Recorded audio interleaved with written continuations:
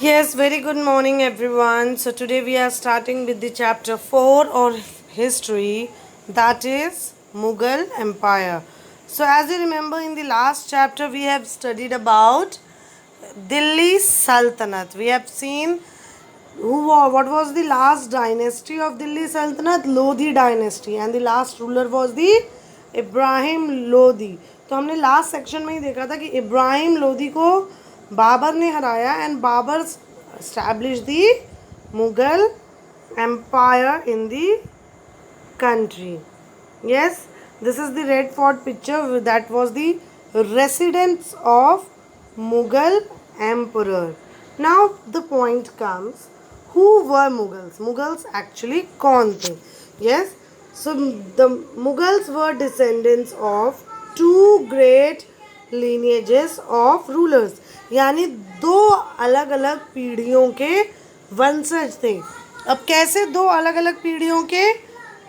From their mother side they belong to the Genghis Khan, जो कि एक Mongol ruler था और जिसने रूल किया चाइना और सेंट्रल एशिया के पार्ट पे. And from the father side they were the successor of Timur, जो कि एक रूलर था ईरान, इराक और मॉडर्न डे टर्की का. यस, सो ये जो मुगल्स थे ये एक्चुअली जेंगिस खान और तैमूर के वंशज थे. Yes, but Mughals did not like to be called themselves as Mughal और मंगोल. यानी ये जो जेंगिस खान्स थे इनको इनके नाम के द्वारा जानना पसंद नहीं था. So what this Mughal would like, this Mughals were like to call themself from the Timur family. अब ऐसा क्यों था? क्योंकि जेंगिस खान की जो मेमोरी थी was associated with the massacre of innumerable people. Yes, यानी एक टाइम पे जेंगिस खान ने बहुत सारे लोगों को बेमतलब का मारा था. वहीं पे तैमूर जो था वो ऑलरेडी 1526 में जब बाबर आया और उसने कैप्चर किया दिल्ली को, उससे पहले ही तैमूर ऑलरेडी आके दिल्ली पे कैप्चर कर चुका था. यस, और ये अपने आप को तैमूर फैमिली से दिखाने के लिए what the ruler would do, वो ना एक पिक्टोरियल जेनोलॉजी पिक्टोरियल बनवाया करते थे अपने दरबारी के आर्टिस्ट से, so that they can keep it as the group photograph of family. Here you can see in the picture, और इसमें सेंटर में किसको रखा जाता था? तैमूर को. यस, तो they were the Mughal. Now they come Mughal military campaign. Mughal first Babur मैंने आपको भी बताया, Babur was the first Mughal emperor. He from 1526 to 1530. So Babur ने सबसे पहले, अगर हम उसकी हिस्ट्री की बात करें तो जब वो 12 ईयर्स का ही था उसने फरगना पे कब्जा किया. बट फरगना पे उसे अपने ही लोगों ने, मंगोल्स ने उसको वहाँ से हरा दिया. देन ही इन 1504 में उसने काबुल पे कब्जा किया and in 1526 he defeated Sultan of Delhi Ibrahim Lodi at Panipat in the first battle of Panipat and captured Delhi and Agra. So from there all the Mughal empire started. Yes, now Mughals को बहुत ज़्यादा help किया उनके Afghan supporters ने, जो Afghans थे. अब इसके बारे में और आगे है ना, कि सफ़ाई विद जो थे उनके साथ हुमायूं के क्या रिलेशन थे, कैसे उन लोगों ने सपोर्ट किया. Yes, that we will be look forward further. Now comes the table 1, Mughal emperor. तो हम अब ये देखेंगे. सबसे पहला कौन था? बाबर. बाबर ने रूल किया 1526 टू 1530. 1526 में उसने इब्राहिम लोदी को हराया with the help of his Afghan supporters at Panipat. उसके बाद 27 में ही defeated Rana Sanga, Rajput rulers and allies at कौना. And 1528 he defeated the Rajputs at Chanderi, established control over Agra, Delhi before his death. So basically what we are looking forward कि militaries को आगे बढ़ाते हुए कैसे हर एक एम्परर ने अपना एम्पायर बढ़ाया.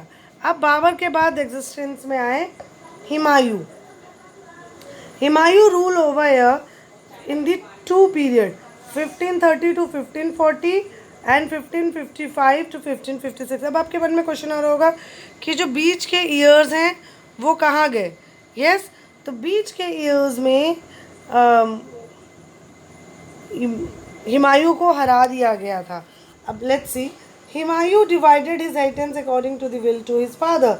His brother were each given provenance. The ambition of his brother Mirza Kamran weakened the Himayu's cause against Afghan competitors. शेर खां, जो शेर खां सूरी थे, उन्होंने डिफीट किया हिमायू को चौसा में इन 1539 तक तो 1540. चौसा और कन्नौज भी हरा दिया. तो इस वजह से हिमायू को जो था वो सब कुछ छोड़ के ईरान जाना पड़ा. In Iran Humayun received help from Safavid Shah जो कि अफ़गान का था. वहाँ से उसको सपोर्ट मिला एंड उसने वापस दिल्ली को रिकैप्चर किया इन 1555. बट उसके नेक्स्ट ईयर ही वो एक एक्सीडेंट में अपनी बिल्डिंग में मर गया. Yes, so after Humayun came into existence Akbar. Yes, now Akbar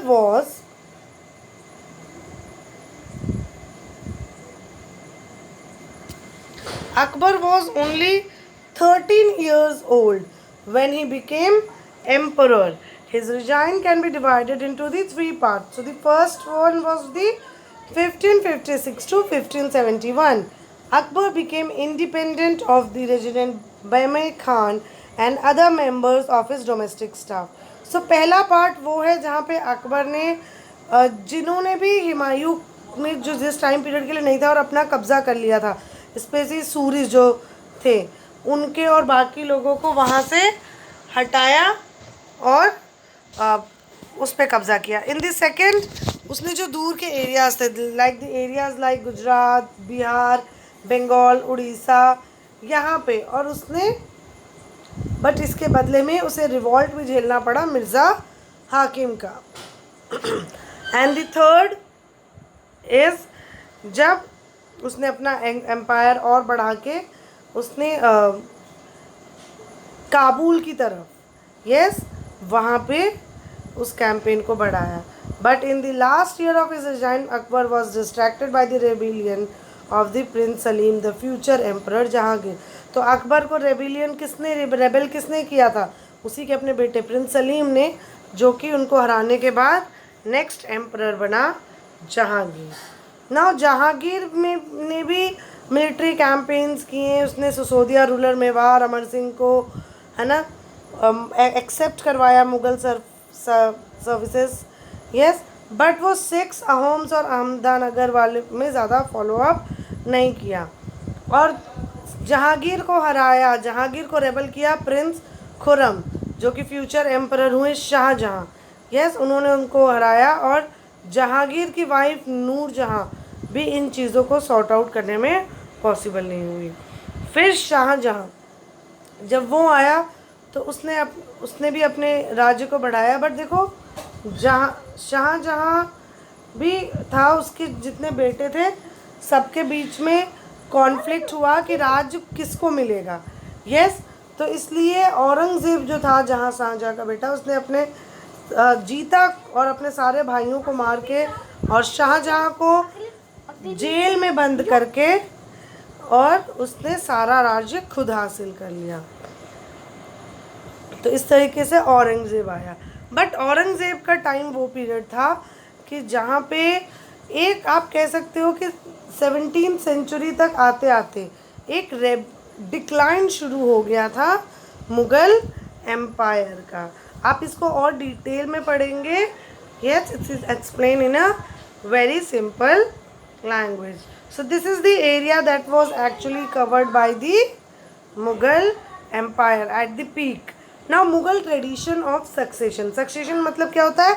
उत्तराधिकारी, यानी एक रूलर के बाद कौन बनेगा. तो एक्चुअली सक्सेशन के दो तरीके होते हैं.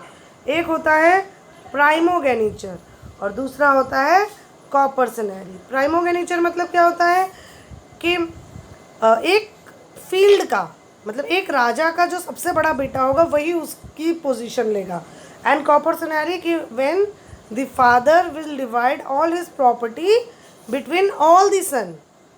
यस, वो किसी एक को प्रायोरिटी नहीं देगा. तो जो मुगल्स थे वो क्या फॉलो करते थे? वो फॉलो करते थे कॉपर सिनेरियो. नाउ मुगल्स के जो रिलेशंस थे बाकी रूलर्स के साथ वो कैसे थे? जैसे जैसे मुगल्स की पावर बढ़ी, यस, देखो बहुत क्लियरली लिखा है, but as the Mughals became powerful many other rulers join them vault. तो जैसे उनकी पावर बढ़ी बहुत से लोगों ने उनको ज्वाइन किया. और इसका एक बहुत अच्छा एग्जाम्पल है राजपूत का. Rajput even offered their daughters to the Mughals ताकि मुगल्स उनसे शादी करें और उन्हें मुगल फैमिली में एक हाई पोजीशन मिल सके. बट ऐसा नहीं था कि सब सारे ही राजपूत ने ऐसा मान लिया. There were some who resisted also. Yes, तो उसमें एक थे Sisodia Rajput of Mewar who refuse to accept the Mughal authority for a long time. But उन्हें डिफीट कर दिया गया. बट अच्छा, एक और बात थी मुगल एम्पायर में कि किसी रूलर को डिफीट करने के बाद उसके साथ इल ट्रीट नहीं होता था, उसको गंदी तरीके से ट्रीट नहीं किया जाता था. यस, सो दी जब सिसोदिया राजपूत को उसने बहुत टाइम तक रेजिस्ट किया कि नहीं मैं नहीं ज्वाइन करूँगा. अब ज्वाइन नहीं करूँगा तो अकबर के टाइम पे उसने एक फतवा जारी कर दिया था कि आइदर यू सरेंडर और यू हैव टू फाइट. तो फाइट के टाइम पे फाइट करने के टाइम पे उसने मुगल्स जो जब उसको हरा दिया तो उसको वापस उसका वतन दिया. बट वो वैसे ही रूल कर सकता था, but as an assignment, not as a ruler but as a employ of the Mughal empire. Yes, so ये जो बैलेंस था कि हमें डिफीट भी करना है बट हमें उनको नीचा नहीं दिखाना है, हमें उन्हें ह्यूमिलेट नहीं करना था, ये अकबर ने बहुत अच्छे से चलाया. बट औरंगज़ेब के टाइम तक आते आते ये नहीं हो पाया. और औरंगज़ेब ने किया, शिवाजी जब एक्चुअली में एक्सेप्ट करने आए थे मुगल सर्विसेज को, यस, पर तो उन्होंने उसकी इंसल्ट की और उस टाइम ने शिवाजी ने वहाँ से भाग के और फिर पूरा रेबल शुरू किया. यस, तो आप इस पूरे चैप्टर में देखोगे कि अकबर के टाइम पे कैसे चीज़ें हाइक पे गई. उसके बाद औरंगज़ेब के टाइम तक आते आते औरंगज़ेब के बाद वो कैसे डिक्लाइन शुरू हुआ. Yes, so in the next part you will be looking forward to the topics where आप देखोगे कि कैसे इतने बड़े राज जो हमने देखा कि मुगल एम्पायर कहाँ था, इतनी दूर में फैला हुआ था. इतने बड़े राज्य को मैनेज करने के लिए yes they would need different officers, अलग अलग लोग चाहिए होंगे. सिर्फ राजा थोड़ी अकेले चीज़ें मैनेज करते. तो वो सारी चीज़ें वो कैसे मैनेज करते थे, that will be looking further in the next part of the chapter.